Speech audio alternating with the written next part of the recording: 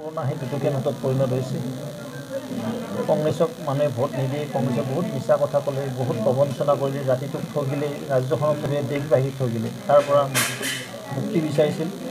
আৰু সেইকাৰণে 2014 চনত সন্মানৰ জনতাই নৰেন্দ্ৰ মোদী ডাঙৰীয়াক দেশৰ প্ৰধানমন্ত্ৰী পদত অধিষ্ঠিত কৰিছিলে। পুনৰ 2019 তেখেতক আকৌ প্ৰধানমন্ত্ৰী পদৰ প্ৰাৰ্থী আছিলে, আমাৰ আকৌ সুযোগ দিছে।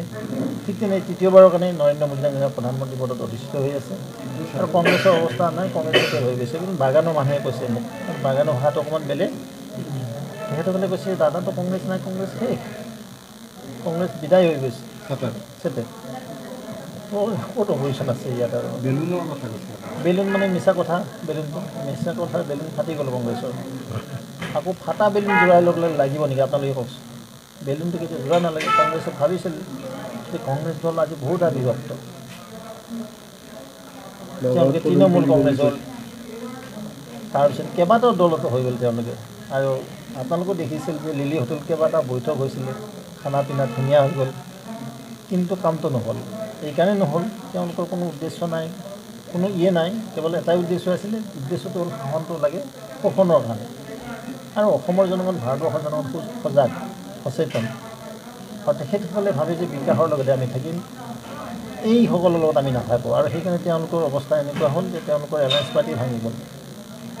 আজি বিহাৰত JDU ওলাই গুচি গ'ল, নীতিশ বাবু আকৌ ভাৰতীয় জনতা পাৰ্টি লগ লাগি চৰকাৰখন কৰিলে।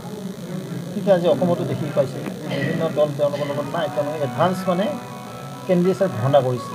যে এইকাৰণেই কৈছে যে দেখিছে যে কংগ্ৰেছৰ লগত থাকিলে ক'ৰবাত 2-4টা ভোট পালে হয়, যে সেইকেইটাও নাপাব। সেইকাৰণে এনেকুৱা অৱস্থা হৈছে। গৌৰৱ গগৈ কি হ'ব? হাৰিব পাক্কা। 2,50,000তকৈ অধিক ভোটত গৌৰৱ গগৈ হাৰি আছে যোৰহাট সমষ্টিৰ পৰা। আৰু তপন গগৈ বিপুল ভোটত নিৰ্বাচিত হ'ব। টনাটনি লাগিছে বুলি কৈছে। কোনে কৈছে টনাটনি? মইতো ফিল্ডত আছোঁ। আপোনালোকে ইয়াৰ পৰা গ'লে কেনেকুৱা? তাত যিটো গ্ৰাউণ্ড ৰিয়েলিটি আছে, তাৰ যি জনতা আছে, জনতা একদম যোৰহাটৰ মানুহে ইমান ভাল পায় বিজেপিক, আৰু মুখ্যমন্ত্ৰী ডাঙৰীয়াই ইমান ভাল পায় যোৰহাটবাসীক। আপোনালোকে যাবচোন, পুৰণা যিখন জেলৰ ঠাই আছিল তাত কি ধুনীয়া পাৰ্ক বনাই আছে, 1000 কোটি টকা ইনভেষ্টমেণ্ট কৰি। আজি সিদিনাখন দেশৰ সন্মানীয় প্ৰধানমন্ত্ৰী ডাঙৰীয়াই আমাৰ সূৰ্য বীজৰ প্ৰতীক, বীৰৰ প্ৰতীক লাচিতৰ যি 125 ফুট উচ্চতাৰ প্ৰতিমা সাজিলে, তাত মোদী ডাঙৰীয়াই নিজে উদঘাটন কৰিলে। এজন আহি কিবা ভাৰত জোৰো কৰিলে, আকৌ আমাৰ ইয়াত কংগ্ৰেছীসকলে কংগ্ৰেছ চলোৱা আৰম্ভ কৰি দিলে নাই? দেখিছে যে ভাৰতবৰ্ষৰ যদি উন্নয়ন কৰিব লাগে, একমাত্ৰ দল হৈছে ভাৰতীয় জনতা পাৰ্টি, একমাত্ৰ নেতা হৈছে নৰেন্দ্ৰ মোদী ডাঙৰীয়া। ঠিক আছে, আজি অসমতো অসমৰ যি উন্নয়ন, অসমৰ যি বিকাশ আজি ত্বৰান্বিত হৈছে সন্মানীয় মুখ্যমন্ত্ৰী ডক্টৰ হিমন্ত বিশ্ব শৰ্মা ডাঙৰীয়া, আৰু লগতে আমাৰ চৰকাৰখন, আমাৰ বিধায়কসকল, আমাৰ সাংসদসকল, লগতে দল হিচাপে সিদ্ধান্ত লৈছে ভাৰতীয় জনতা পাৰ্টি। তেনে এক মুহূৰ্তত আমাৰ নিৰ্বাচন হ'বলৈ গৈ আছে। আমাৰ ফাৰ্ষ্ট ফেজ নেকি? আৰু তেনে এক মুহূৰ্তত হিল্লোল ভাঙি কংগ্ৰেছ দলেদি আমাৰ দলত যোগদান কৰিছে। মই ভাবোঁ আজিৰ পৰা আৰু 1 লাখ ব্যৱধান বৃদ্ধি হৈ গ'ল। আগতে 3 লাখ আছিল, এতিয়া 4 লাখ হৈ যাব। যাব নাযায়?